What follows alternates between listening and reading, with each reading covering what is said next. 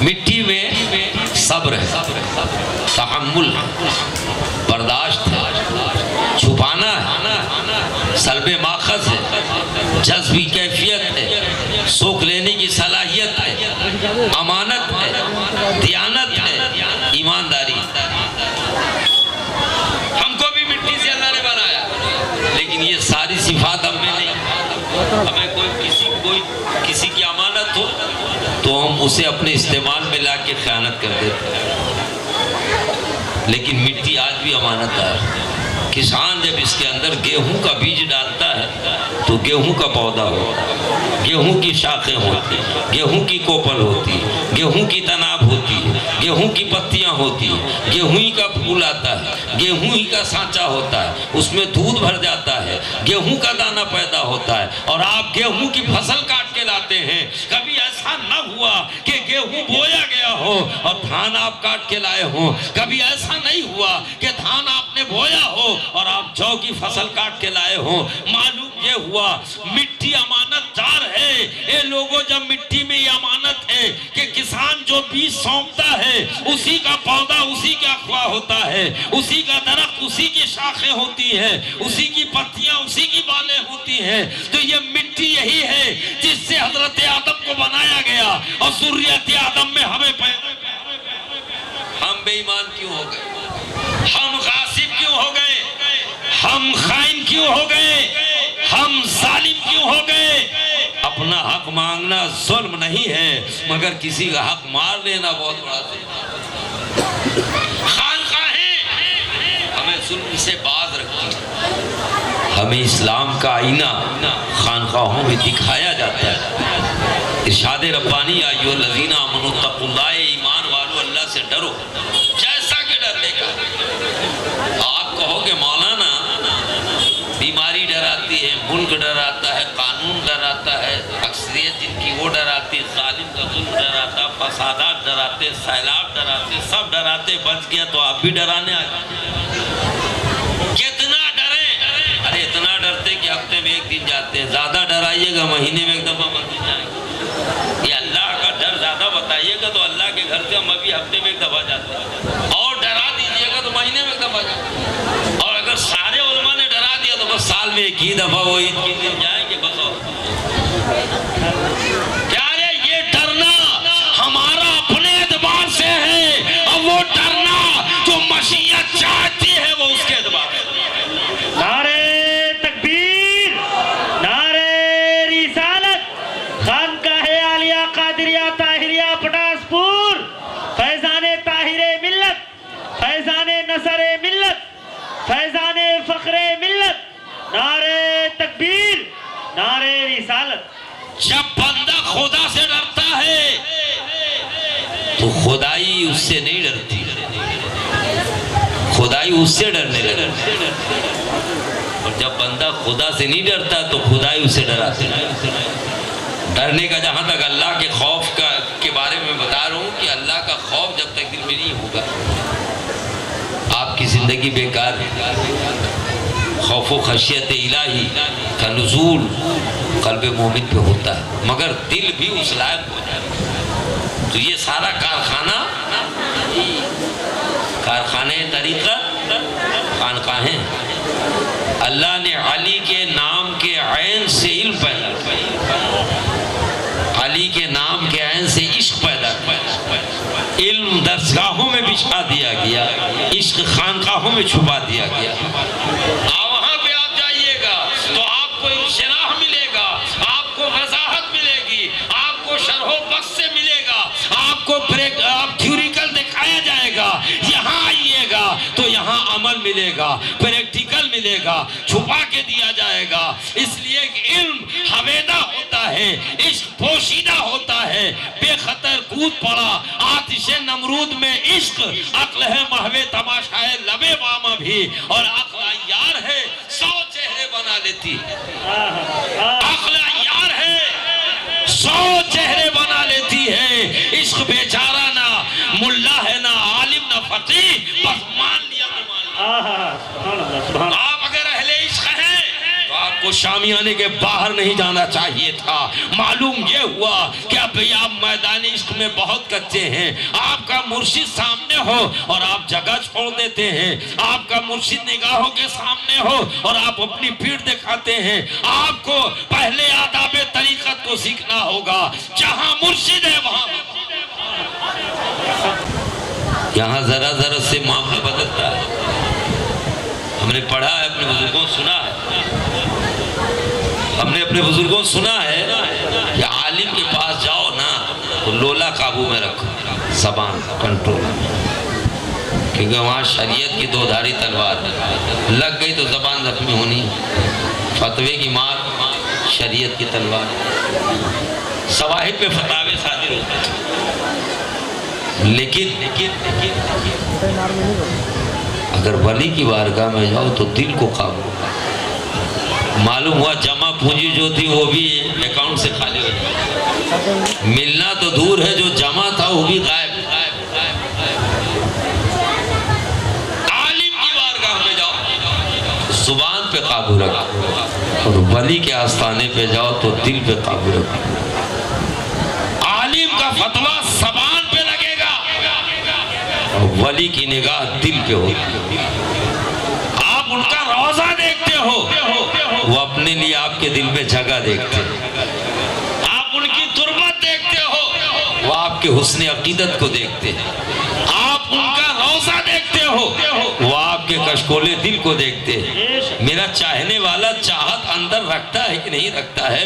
اور سنو، ولی کا معاملہ تو یہ ہے کہ اللہ کا ولی جب زمین پہ تصرف ولایت کی ایک نظر ڈالتا ہے تو ولی کی نگاہ زمین ہی تک نہیں رہتی ہے، تحت الثری تک چلی جاتی ہے، زمین کے آخری حصے تک جاتی ہے۔ اب جب ولی کی نگاہ جاتی ہے، تصرف کی نگاہ جاتی ہے، اللہ نے جو قدرت دیا اس ولی کو ان کی نظر جاتی ہے اس قدرت کے ساتھ، تو دفینے وہ دیکھتے ہیں، خزینے وہ دیکھتے ہیں، معدنیات وہ دیکھتے ہیں، چھپی ہوئی چیزوں کو وہ دیکھتے ہیں، سونے کی پرت دیکھ لیتے ہیں، ابرق کی پرت دیکھ لیتے ہیں، چاندی اس میں وہ دیکھ لیتے ہیں، خزینے دیکھ لیتے ہیں۔ ہم اور آپ ہوں تو اٹک جائیں، ہم اور آپ ہوں تو بہک جائیں، مگر اللہ کے ولی پہ اس خزینے کا اثر نہیں پڑتا ہے، اس لیے کہ جن نگاہوں نے خدا کا جلوہ دیکھ لیا ہے، خدا ان نگاہوں کو اسیر نہیں کرتا۔ سبحان اللہ، سبحان اللہ، حق ہے۔ اب دولت ان کی محتاج، وہ دولت کے نہیں، معدنیات ان کے اشارے کے انتظار میں، وہ معدنیات کی خواہش مند۔ اس لیے یاد رکھیے، ولی کو اللہ وہ مقام عطا کرتا ہے۔ حضور نے فرمایا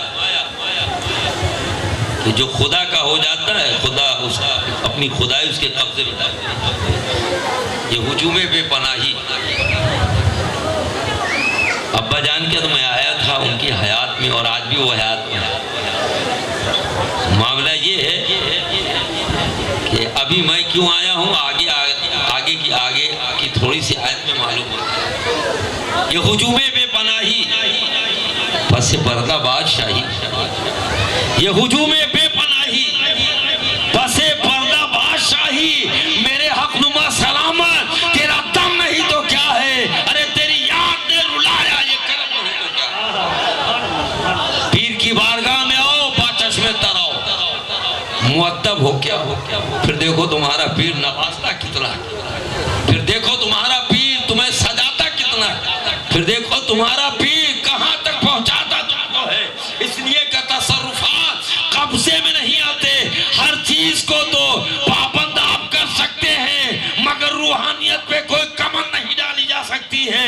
پیر جب بقید حیات ہوتا ہے تو کم پاور ہوتا ہے، پیر جب نقاب رخ الٹ لیتا ہے تو روحانیت رہنما روحانیت کا فرما ہو جاتی ہے، پاور ڈبل ہو جاتا ہے۔ اس کی مثال میں ایک بتاؤں، جو چیز آپ آنکھ کھول کے نہیں دیکھ سکتے ہو، دکھاؤ ہم کو کتنی دور ہے، آپ آنکھ کھول کے کتنی دور دکھاؤ، حد نگاہ نہیں۔ میں سمجھا رہا ہوں، خانقاہ ہے، میری بھی ذمہ داری، ہم نے ابو جان کا ہے تو میں بھی ان کا ایک بیٹا، میرا کام ہے کہ جو بھائی کا کام وہ بھی میں کروں۔ خانقاہ میں آداب سکھائے جاتے ہیں، ہم سے آداب جینے کے سیکھو۔ ہم بزرگوں میں بیٹھے بہت ہیں، آپ بیٹھے ہیں تو آپ کتنی دور تک دیکھ سکتے ہیں؟ 10 میٹر 5 میٹر 100 میٹر ایک دم ینگ لڑکا نوجوان ہے تو ممکن آدھا کلومیٹر بھی دیکھ لے، اس کے آگے آپ کہیے گا دھندلا پن آتا ہے، کوئی ایک طویل چادر نظر آتی ہے، بولتے نگاہ کی سرحد جہاں ختم ہوتی ہے اس کے بعد سب دھندلا نظر آتا ہے، کوئی کہتا ہے کہ سبزہ دکھائی پڑتا، کچھ کہتا ہے کالا سا کچھ پھٹا تو دکھائی پڑتا، مگر دکھتا ہے اس کے آگے جہاں حد نگاہ ختم وہاں سے منظر صاف نظر نہیں آتا۔ لیکن آپ آنکھیں ذرا بند کیجئے، عالم تصور کی میں آئیے، اب یہیں سے آپ روضہ رسول دیکھیں، یہیں سے گنبد خضرا دیکھیں، یہیں سے غوث کا روضہ دیکھیں، تصور میں آپ بس آئیں تو آپ خواجہ کا دربار دیکھیں، تصور میں آپ بیٹھے تو کہاں سے کہاں دیکھیں۔ تصور وہ ہے جو چھپا ہوا ہے اور نظر وہ ہے جو نمایاں ہے، تو جب آنکھ کھول کے جتنی دور دیکھا جائے اس سے کئی ہزار گنا زیادہ۔ سبحان اللہ، حق بہت الٹی ہی چال چلتے ہیں دیوان گالے عشق، الٹی ہی چال چلتے ہیں دیوان گالے عشق، آنکھوں کو بند کرتے ہیں دیدار کے لیے۔ واہ واہ واہ، سبحان اللہ، الٹی ہی چال حق ہے، دیوان گالے عشق، بے شک، آنکھوں کو بند کرتے ہیں دیدار کے لیے۔ ہم آنکھ کھول کے جو نہیں دیکھ پاتے نا، وہ آنکھ بند کر کے سب دیکھ لیا، وہ آنکھ بند کر کے سب دیکھ لیا۔ رکیے ذرا سے تصور کی ایک جھلک، حضرت خواجہ فرید الدین گنج شکر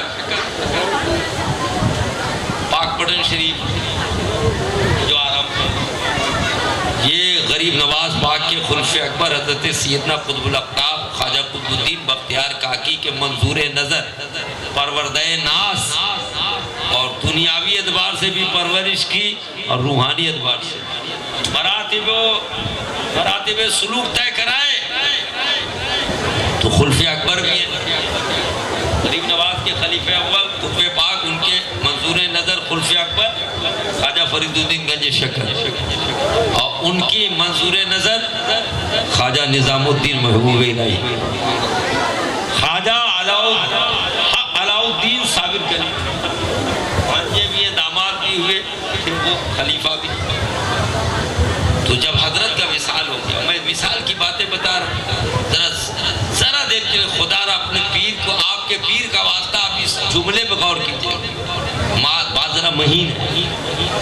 حضرت خواجہ نظام الدین محبوب الہی اپنے پیر و مرشد کی بارگاہ پہنچے، فراق یار میں تڑپنا یہ تو ہی عشق کا تقاضا، آنکھیں خوش ہو جاتی ہیں لیکن دل خون کے آنسو ہو جاتے ہیں۔ انہی کے ایک مرید تھے خواجہ امیر خسرو، جب آپ کے وصال کا وقت قریب آیا کہا خسرو کو بھیج دو بردوان، بنگال، صوبہ بنگالہ میں بردوان میں ان کو بھیج دیا۔ لوگوں نے پوچھا حضور کیوں؟ کہا تم جانتے نہیں، میرے وصال کا وقت قریب ہو گیا، میں انتقال کروں گا تو مجھے خسرو کے لیے قبر سے نکلنا یہ فرمایا انہیں بنگال بھیجو۔ تو اس وقت بنگال میں تاریخ بتاتی بردوان میں حضرت خواجہ امیر خسرو کو بھیج دیا، آپ کا مثال۔ جب یہاں سے آپ پلٹے تو وقفہ ہو گیا تھا، اس زمانے میں ٹرینیں پلین وغیرہ نہیں تھا، گھوڑے سے لوگ چلتے تھے یا دیگر ذرائع وسائل جو تھا۔ جب یہ پہنچے جس راستے سے داخل ہوئے تھے جہاں ان کا مزار، وہیں کھڑے ہوتے ہیں، اپنے پیر کا روضہ دیکھتے ہیں اور کہتے ہیں گوری سوے سیج پہ مکھ پہ وارے، گوری سوے سیج پہ مکھ پہ وارے کیش، چل خسرو گھر آپ نے سانج بھئی سودے۔ سبحان اللہ، خسرو اب زندگی بیکار ہے، ارے جس محبوب و ملکہ کو دیکھتا رہا اس نے نقاب نعرہ تکبیر، نعرہ رسالت، ہے عالیہ قادریہ ہونا چاہیے کہ آپ گھومنے نہیں آئے ہو، اپنے ملکہ کو دیکھنے آئے ہو، اپنے مرشد کو دیکھنے آئے ہو، اپنے پیر کے لیے آئے ہو تو پیر کی طرف ہو۔ گوری سوے سیج پہ مکھ پہ وارے کیش، چل خسرو گھر اپنے سانج بھئی چودیش۔ اب تو ساری دنیا اندھیرے میں چھا کے ڈوب گئی، میرا پیر ہی نہیں ہے، میرا چاندی نہیں ہے، میرا سورج ہی نہیں ہے، سورج چمک رہا ہے، میرے کائنات دل میں اندھیرا ہے، میرا مرشد مجھ سے روٹ گیا ہے، میرا پیر نقاب رخ الٹ چکا ہے، یہ محبت۔ اب آ کر کے آپ چائے خانے میں ادھر ادھر کیا کیا خرید رہے ہیں، زندگی بھر تو خریدتے رہے یار، آج وہ خرید لو جو اپنے پیر کی بارگاہ سے تمہیں ملتا ہے۔ نقد محبت پیدا کر پیش کرو، فیض و برکات، نقد محبت پیش کرو، محبت پیش کرو۔ دیکھو آج تمہارا پیر کیا کیا نہیں تمہیں دے، کیا کیا نہیں عطا کرتا۔ اور پیر روشن ضمیر بھی ہوتا ہے، روشن ضمیر بھی ہوتا ہے۔ غوث پاک کا سلسلہ ہے نا، غوث پاک پیرانے پیر بھی ہیں اور روشن ضمیر بھی ہے۔ تو یہ کبھی نہ سوچنا کہ جب تک پیر نظر میں ہے تبھی دیکھ رہے، ہوتا مریدوں کا معاملہ سامنے حضور حضور حضور حضور ایک دم گر پر لوٹ پٹ کے ایک دم ختم، لیکن دیوار کے ادھر گئے کہ آپ تو پیر صاحب کا حق۔ لیکن یاد رکھو تم پیر کو نہیں دیکھتے ہو، لیکن پیر اگر غوث پاک کے سلسلے کا ہے تو وہ پیر روشن ضمیر ہے، ہزاروں دیوار کے پیچھے مرید ہو مگر اس کا پیر دیکھ لے۔ خود غوث پاک فرماتے ہیں میں اگر شرق کے کنارے رہوں اور غرب کے کنارے پہ میرا مرید ہو، اگر اس کا ستر عورت کھل جائے تو میری غیرت غوثیت کو گوارا نہیں، میں دست غوثیت بڑھاتا ہوں۔ عبد القادر فرماتے ہیں غوث پاک میں اپنا ہاتھ بڑھاتا ہوں اور اپنے پیر کے ستر کو ڈھک دیتا ہوں۔ جو غوث اعظم اپنے پیر کے ستر کو بے ستر نہ دیکھے، اس غوث پاک کی شان یہ ہے کہ ان کا دیوانہ کبھی رسوا کیسے ہو جائے، ان کا مرید کے ستر کو، مرید کے کپڑا وہ جو شرعی طور پہ ڈھکنا چاہیے، جسم کے اس حصے سے اگر ایک دامن یا اس کا کپڑا سرک جائے تو میرے غوث پاک کو گوارا نہیں ہے۔ کرم کے ہاتھ بڑھتے ہیں، وفا کے ہاتھ بڑھتے ہیں، غوثیت کے ہاتھ بڑھتے ہیں اور اس کے دامن کو درست ڈھک۔ میرا غوث جس سے اپنے مرید کے ستر سے کپڑا ہٹ جائے گوارا نہیں، وہ غوث اپنے دیوانے کو رسوا ہوتے کیسے گوارا کرے گا، اپنے دیوانے کو رسوا ہوتے گوارا کرے گا۔ تو یہ وہی سلسلہ ہے جس پیر کا اپنے دامن پکڑا ہے، یہ سلسلہ قادریہ ہی تو ہے، قادریہ ہے نا۔ ارے اولاد غوث پاک ہیں، سرکار ہند، سرکار امجھری، اور وہیں سے آئی ہے کرن، اور کرانی نے ابھی تو ہم نے دیکھا ساری امانت دولت بھی دی گئی۔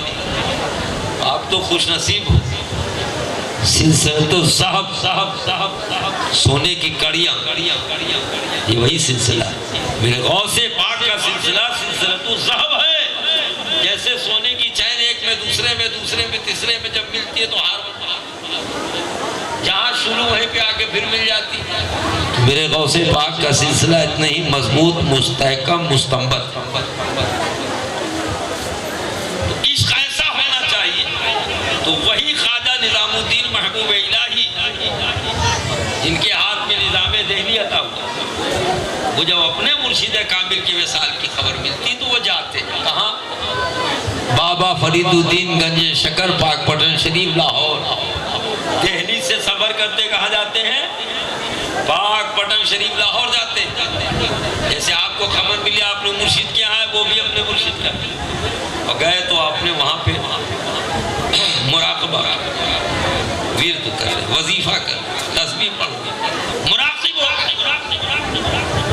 مراقبے کے بعد کئی گھنٹے کے بعد ایک بیک آپ کی آواز نکلی، حق فرید، حق فرید، حق فرید۔ لوگ چوکن ہو گئے، حیرت، پوچھا گیا حضور حق فرید آپ نے آیت کریمہ پڑھی ہے، یا ایھا الذین فاذکرونی اذکرکم واشکروا لی ولا تکفرون۔ ترجمہ کیا ہے؟ اللہ نے فرمایا بندو مجھے، میرے بندو، اور میں تمہیں یاد کروں، اپنے فرشتوں تم مجھے یاد کرو، فرش زمین ہم تمہیں یاد کریں، عرش اعظم کی وسعتوں میں. تو اس کا ترجمہ تو بڑا آسان ہے، علماء سمجھ لیتے ہیں اور سمجھانے کی کوشش کرتے ہیں، لیکن ایک صوفی نے اس کا ترجمہ کیا سمجھا وہ سمجھیں. حضرت